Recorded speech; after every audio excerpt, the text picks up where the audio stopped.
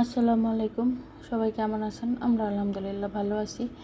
আজকে আমি আল মাছ দিয়ে ফুলকপি টমেটো দিয়ে ঝোল রান্না করছি, সেটাই আপনাদের সাথে শেয়ার করব।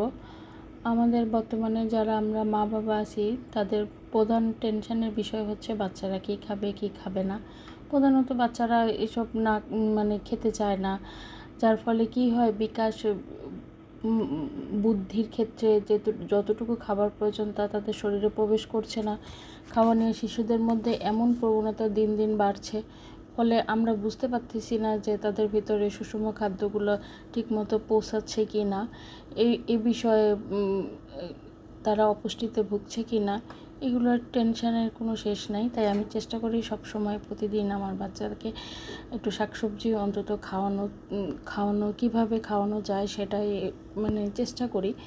শীতের সবজির মধ্যে অন্যতম হচ্ছে ফুলকপি। সাধারণত রান্না করে খাওয়া যায়, সালাদের সঙ্গে মিশিয়ে খাওয়া যায় বা ভেজে খাওয়া যায়, স্যুপের মধ্যেও খাওয়া যায়। বিভিন্ন ধরনের রেসিপি তৈরি করা যায় ফুলকপি দিয়ে। ফুলকপির মধ্যে ভিটামিন, মিনারেল, অ্যান্টিঅক্সিডেন্ট সহ বিভিন্ন পুষ্টিকর উপাদানে ভরপুর এই সবজি। ফুলকপির সাথে একটু টমেটো, একটু আলু দিলে একদম চমৎকার একটা তরকারি হয়ে যায়।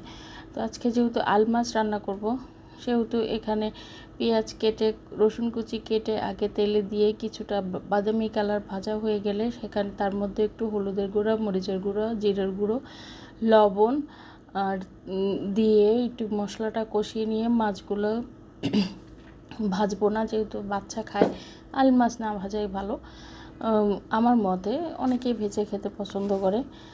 তারপর মাছটা কষানো হয়ে গেলে মাছটা উঠে নিয়ে তার মধ্যে ফুলকপি, টমেটো, আলু দিয়ে মশলাটা ভালো করে কষাই নিয়ে একটু কষানো শেষ হলে অনেকক্ষণ একটু কষায় নিতে হবে। তারপরে তার মধ্যে পানি দিয়ে সিদ্ধ হতে দিতে হবে এবং কিছুক্ষণ জাল দেওয়ার পরে যখন দেখবো যে না সিদ্ধ ভাব হয়ে গেছে, তখন তার মধ্যে মাছগুলো ছেড়ে দিয়ে ওর উপরে ধনেপাতা দিয়ে ঢাকনা দিয়ে ঢেকে দিতে হবে। 10 থেকে 15 মিনিট রান্না করার পরে যখন পরিমাণ মতো ঝোল যতটুকু আপনারা রাখবেন ততটুকু রেখে চুলাটা বন্ধ করে দিয়ে একটা বাটিতে পরিবেশন করে তার উপরে যদি একটু পেঁয়াজ বেরেস্তা দেওয়া যায়, সেটা দেখতে যেমন চমৎকার হয়, পেঁয়াজ বেরেস্তার ফ্লেভারটাও তরকারিটার স্বাদটা দ্বিগুণ বাড়িয়ে দেয়। এবং একটা কথা আছে না,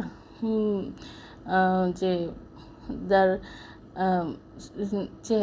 সুরত ভালো তার খেতেও ভালো।